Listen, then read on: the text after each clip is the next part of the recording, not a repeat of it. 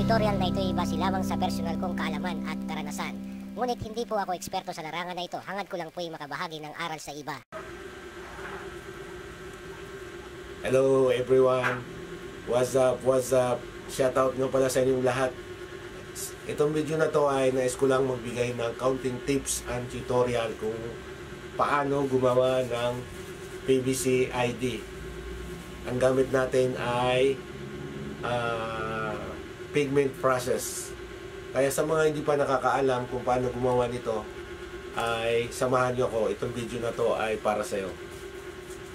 Kaya kung hindi ka pa nakakapag-subscribe, pindutin mo na ang bell at i-subscribe mo na yan para lagi kang updated sa mga video kong i-upload. Bago pala tayo mag-umpisa ay nais kong ipakita sa inyo kung ano yung mga kailangan nating gamitin. Tara, samahan niyo ako. Ito mga ka-printing, kailangan natin ng laminating film machine. Dito natin siya ilalaminate. At kailangan din natin ng PVC ID cutter. Ito ay QWAP din ang brand. Itong laminator ko ay QWAP din. Ito mga loads, ang brand name nito ay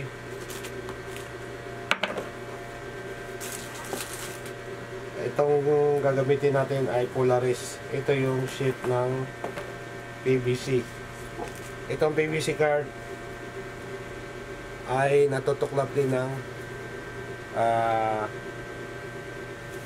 ito ay mayroon din siyang protection na kailangan siyang tuklapin magkabila, at mayroon siyang counting adhesive. May self-adhesive siya para dumikit agad itong PVC sheet natin. At ngayon naman ay kailangan natin siya ng pigment na printer. Ayun, papakita ko sa inyo. Ay doon na naman natin siya. Ayan.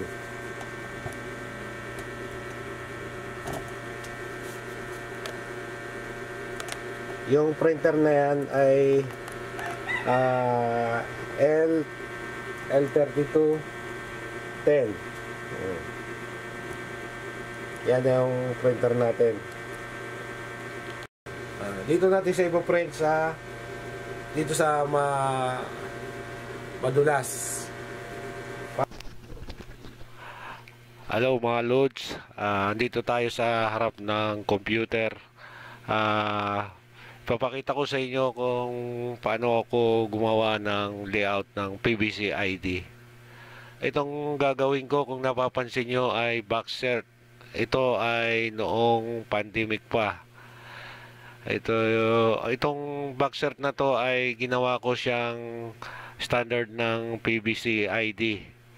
Kaya nagsukat ako ng 8.6 ang width niya, na ang taas niya ay 5.4. Ito ngayon ang kalalabasan niya. Ayan, mayroon na akong inihandang design dito. Ayan. Ito ang ating ipoprint para makita natin kung paano gumawa ng PVC ID na sa dalawang pamamaraan. Ito ang aking ipapakita. Kaya yung mga hindi pa nakakaalam, panoorin nyo. Ito, magpaprint muna tayo.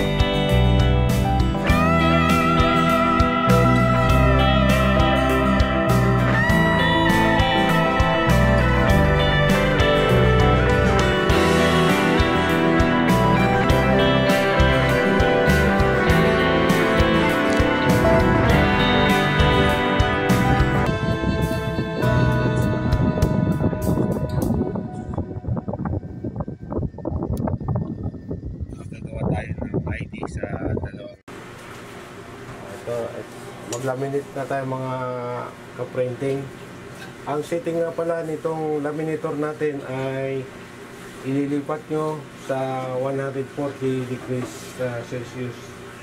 Ayan, bago mo pa anda rin, ilipat mo muna sa 140. Ang sagad po niyan ay 200. Ito, paandarin ko na. Ayan na, may power na. Habang naghihintay ka ng init, pag ito ay umilaw yung green, pwede mo nang isa lang. Ngayon, habang hindi pa siya uminit, dito tayo sa unang paraan ng paggawa ng PVC ID. Pag ikaw nag-cut ng manual sa isa, sigurado bang makukuha mo yung tansya na gusto mo.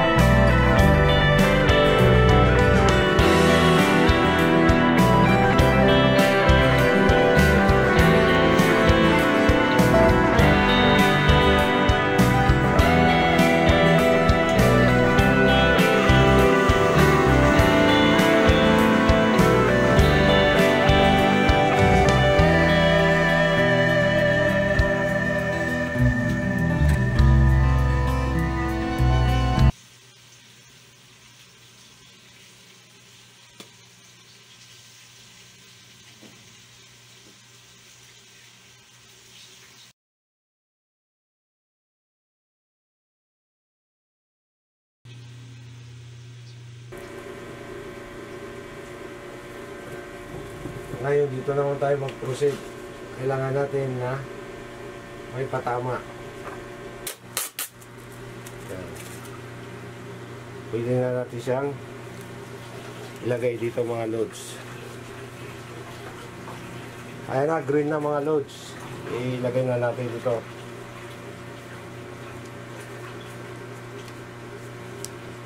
Ito mga loads. Ilagay natin sa forward. Ayan.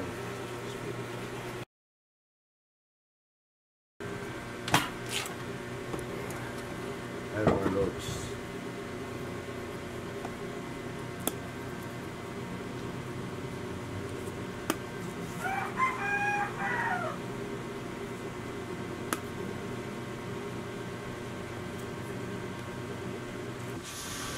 Ayan.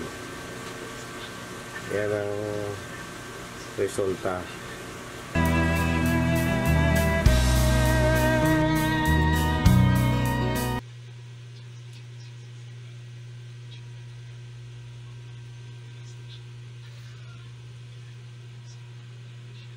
Ayan,